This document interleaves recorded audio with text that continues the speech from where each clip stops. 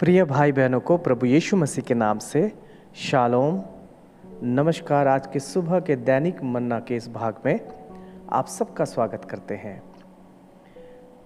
पिछले दिनों हमने यह सीखा था मसीही जीवन में अनुशासन कितना आवश्यक है, और आज उसी बात पर हम फिर से मनन करेंगे। मरकुस रचित सुसमाचार उसका पहला अध्याय और उसका 35वां वचन। हम यहाँ यूँ पढ़ते हैं, और भोर को दिन निकलने से बहुत पहले वह उठकर निकला और एक जंगली स्थान में गया और वहाँ प्रार्थना करने लगा। प्रिय भाई बहनों, प्रभु यीशु मसीह की सेवकाई के दौरान हम देखते हैं कि प्रभु के जीवन में प्रार्थना एक कितना महत्वपूर्ण विषय था।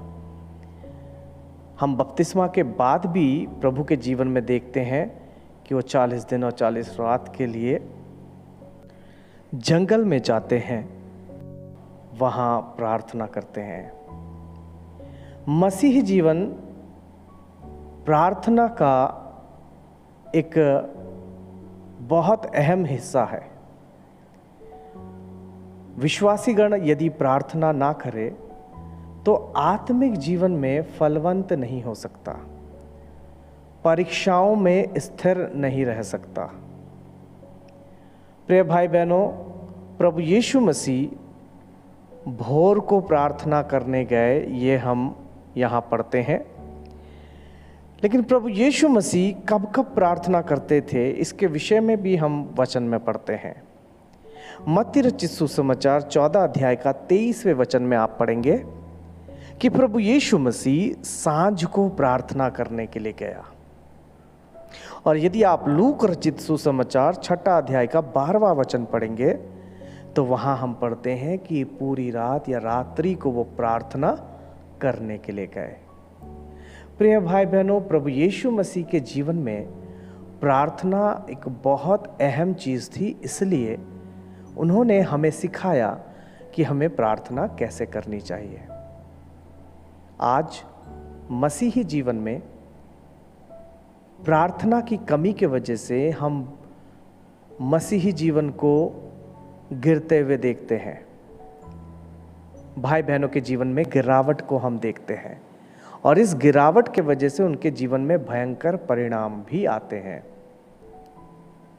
और इसलिए कई भाई बहन लोग कलीसिया में स्थिर नहीं रह पाता।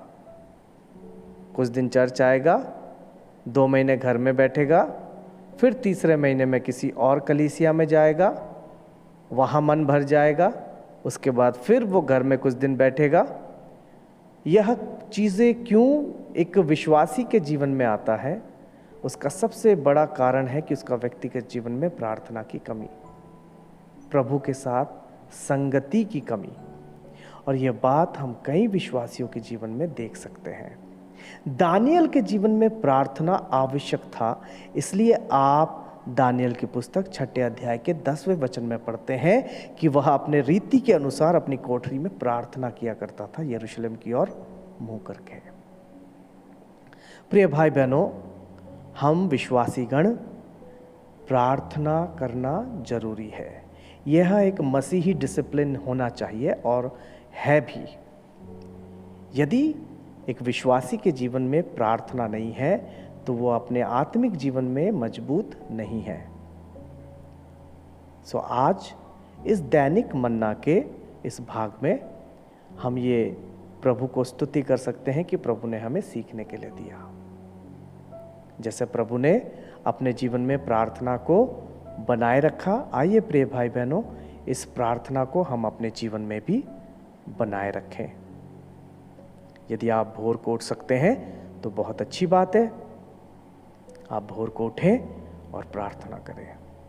यदि आप लेट नाइट सोते हैं तो आप अवश्य है कि लेट नाइट भी आप प्रार्थना कर सकते हैं। टीवी में, फ़ोन में, अन्य किसी चीज़ में टाइम स्पेंड करने से अच्छा है आप प्रार्थना करें। आपके जीवन में प्रार्थना एक अहम बात होनी चाहिए। आइए प्रिय भाई बहनों, आज की सुबह हम प्रभु को स्तुति करें, परमेश्वर का धन्यवाद करें और प्रार्थना को अहमियत दें। आप सबको प्रभु आशीष दे। सबको शालोम, नमस्कार।